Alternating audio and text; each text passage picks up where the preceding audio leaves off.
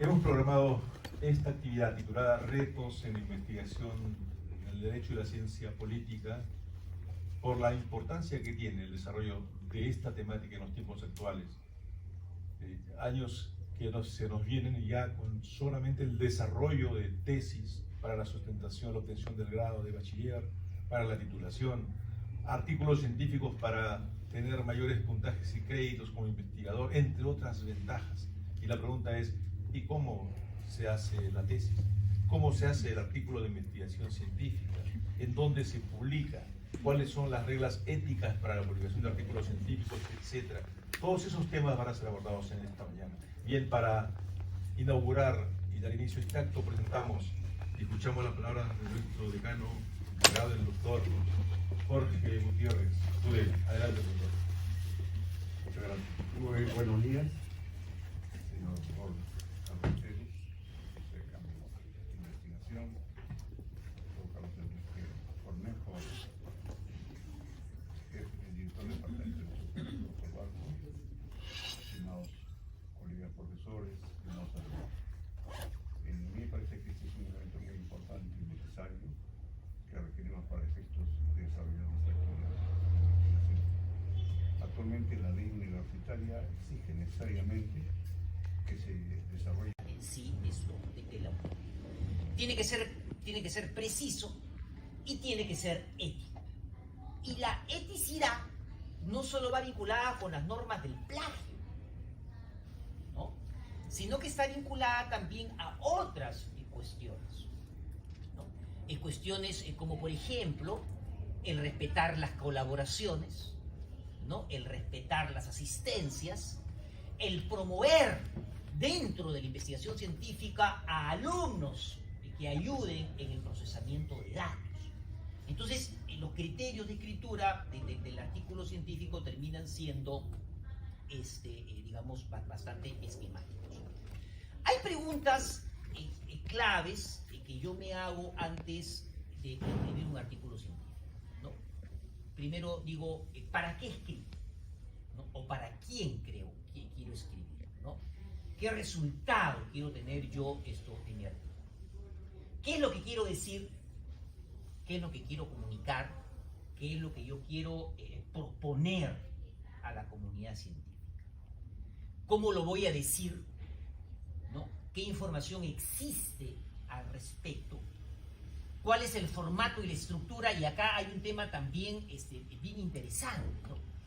En investigación científica, y yo tengo un tema, y me dicen, por ejemplo, yo quiero investigar sobre los nuevos vicios de la voluntad en la teoría del consumidor, que ya no son solo el error, el dolo, la violencia, y la intimidación. Esos son los viejos errores de los romanos, pero hoy ya tenemos otros vicios, ¿cierto? Pero viene aquí el tema de que no solo basta, digamos, identificar el problema, sino saber cómo yo planteo ese problema. Y tengo que, una vez identificado el tema, yo tengo que encontrar la revista o buscar la revista en la cual yo quisiera que mi artículo se publique. Entonces no es una investigación tradicional en la cual yo agarro, escojo el tema, desarrollo y lo mando a la revista. No. Acá es a la inversa, ¿cierto? Tengo que escoger la revista que vaya más o menos dentro del perfil de la especialidad, de la idea, ¿no?, de las características de la investigación. Eso muchas veces no se toma en cuenta. Redactar un artículo científico no es una cuestión sencilla, pero yo creo que el éxito en la investigación científica está básicamente dada en la organización, ¿no? Que ustedes sean organizados, que ustedes sean planificados, que ustedes sean ordenados. A veces es difícil pedirle esto a las nuevas generaciones, pero es la única manera que uno tiene para ser exitoso en la vida. Entonces, hay digamos, estudios que nos dicen que el artículo científico se divide en 3 fases, ¿no? Una primera fase, que es un 50%, en la que yo proceso información, ¿no? Leo, proceso de información, pienso, anoto, pero todavía no escribo nada. Ese es el 50%, ¿no? En la cual yo identifico el problema, identifico los elementos claves, organizo la información, ¿no? Y estructuro más o menos el documento. Luego viene una segunda fase, que es del 25%, en la cual ya me siento a escribir. Fíjense ustedes, ¿eh? El 25% estoy sentado recién escribiendo. Entonces aquí establezco el estilo de escritura, la ortografía, los elementos de énfasis, el formato, la presentación. Y finalmente viene la tercera fase, que es el último 25%, que es el de revisión. Fíjense ustedes la palabra revisión. O sea, lo que yo he visto, lo vuelvo a mirar. Lo miro, lo miro, lo miro y lo remiro. Es más, lo dejo que descanse en un cajón 15 días, me pongo a hacer otras cosas y luego lo saco nuevamente para que vean ustedes, ¿no es cierto?, que lo van a leer con otros ojos. Fíjense ustedes esa interesante forma en la cual la ciencia de la metodología ha llegado a identificar. Entonces, tenemos que el artículo científico hoy en día tiene una estructura, digamos, bastante peculiar, ¿no? Yo no le digo que hay, digamos, una estructura, digamos, clásica, pero yo creo que es la más usual, ¿no? Un artículo científico está compuesto de un título, ¿no? Este título tiene que ser un título llamativo, un título sugestivo, un título que te llame a leer, ¿no? Ahora, no hay que ser tampoco muy exagerado, ¿no? Ni hay que ser tampoco, pues, guachafos, ¿no? Hay que ser objetivos y hay que ser científicos. Luego del título, que tiene que ser en español y en inglés, viene el resumen, ¿no? Fíjense ustedes, la estructura viene el resumen, que es la síntesis de la... Hay toda una ciencia para hacer resumen, ¿ah? El resumen no es que yo agarre una conclusión, agarre una parte de la introducción y agarre y ¡ay, te resumen! No sé, cualquier cosa, hijo. Eso es lo que tú haces para otra cosa, pero no, hay una ciencia para hacer el resumen, ¿no es cierto? Luego el resumen vienen las palabras claves, ¿no? ¿Y para qué sirven las palabras claves? Aquellas palabras que van a utilizar los motores de búsqueda, el Google, ¿no es cierto?, para encontrar tu artículo. Entonces tú tienes que ser lo suficientemente habilidoso, mejor dicho, para poner las correctas palabras claves, para que tu artículo sea fácilmente identificado. Si voy a escribir, por ejemplo, pues sobre el derecho real de superficie, ¿no es cierto? No solo voy a poner, pues, derecho de superficie, de ahí se acabó. Hay que ser un poquito más creativo. Está vinculado, pues, con el derecho de accesión, está vinculado con la vivienda, está vinculado con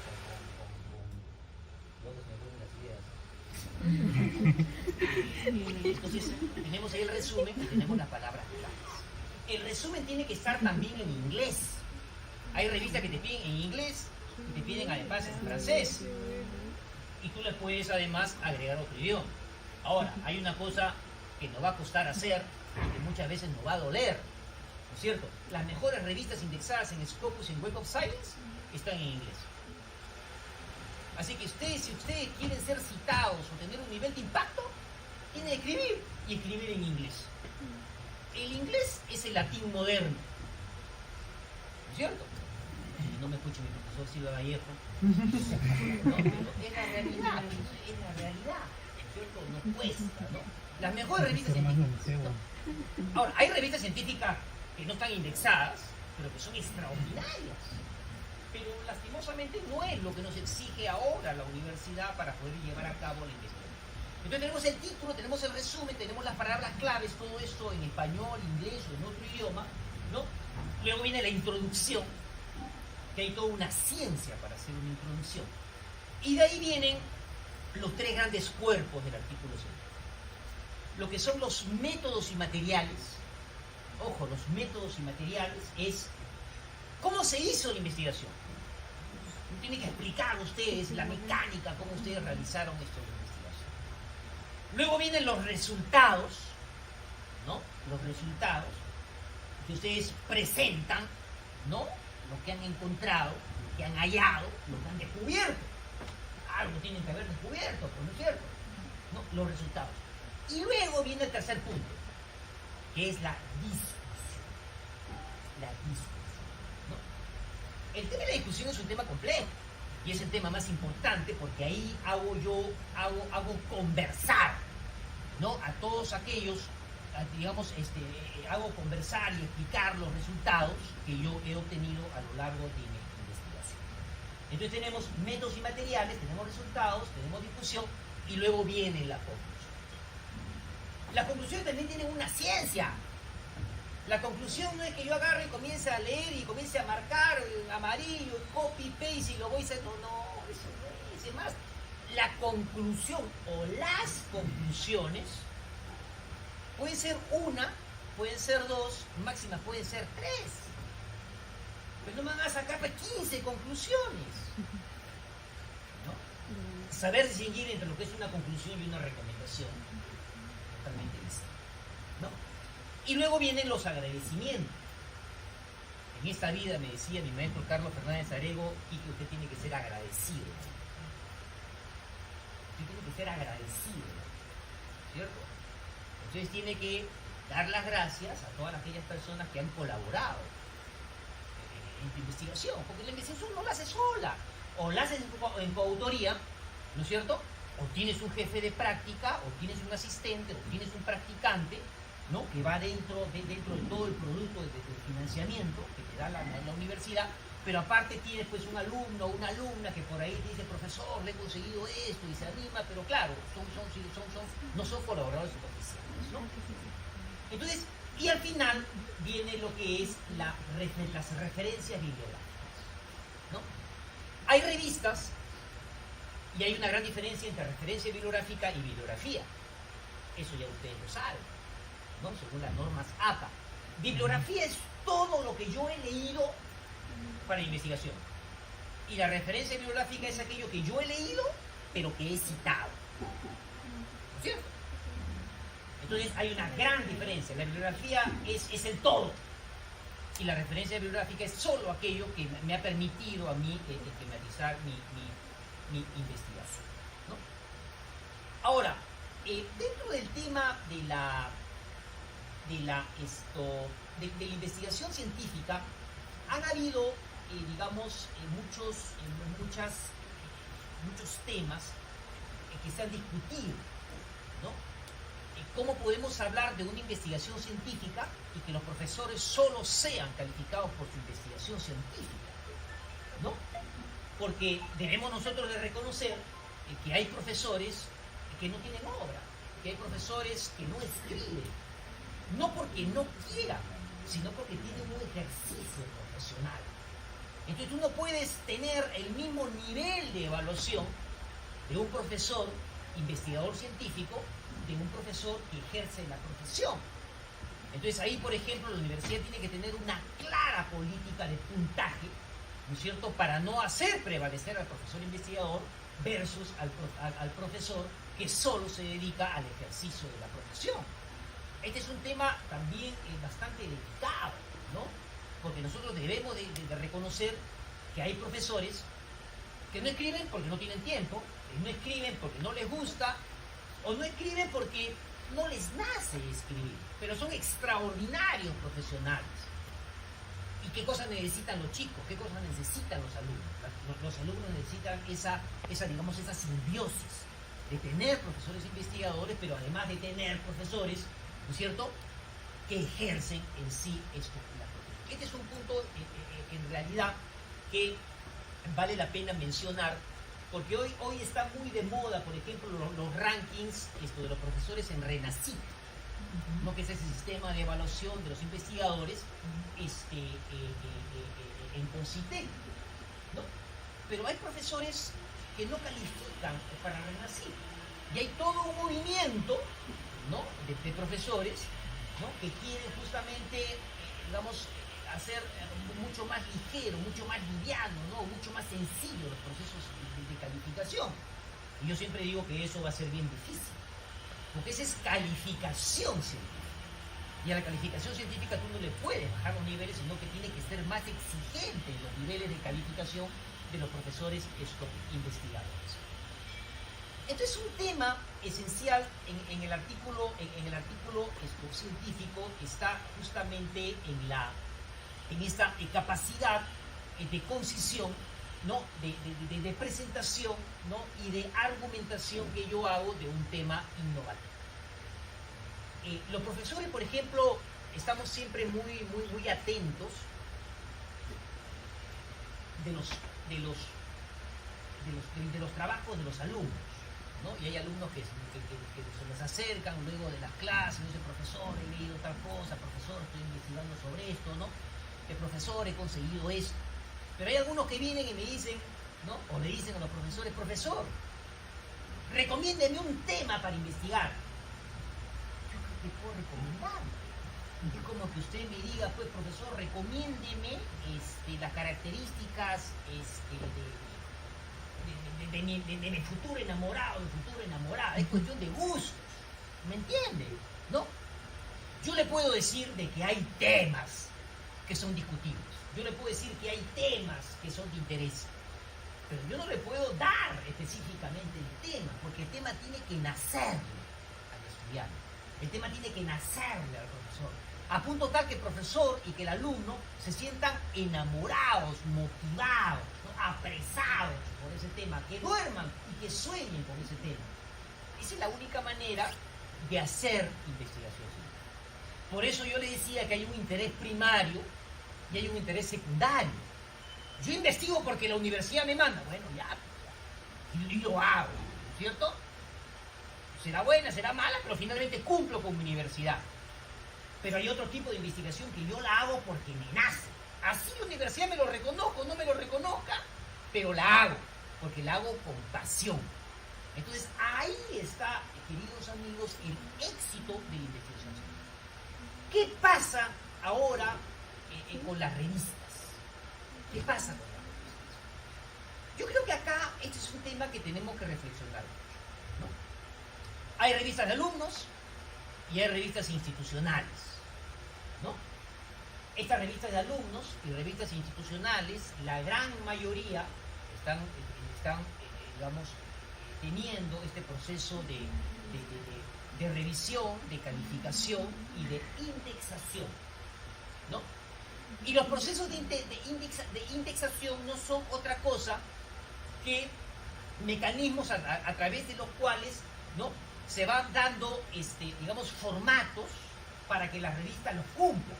Formatos de los autores, de los temas, de la periodicidad, de los idiomas en los cuales se escribe en la revista y de los comités científicos o académicos de la revista. Entonces la revista va puntuando conforme va pasando el tiempo para que sea indexada en determinados canales. Dificultoso, ¿no? A algunos les cuesta mucho escribir y dicen, ¿cómo escribo? ¿Escribo como hablo o escribo de acuerdo a determinadas pautas? Simplemente yo les digo, siéntense y háganlo. Y siempre tengan presente que el éxito de la investigación científica hoy en día está en la innovación, en la creatividad, ¿no? En ese nuevo descubrimiento. Los abogados no hacemos patentes, como los biólogos, ¿no?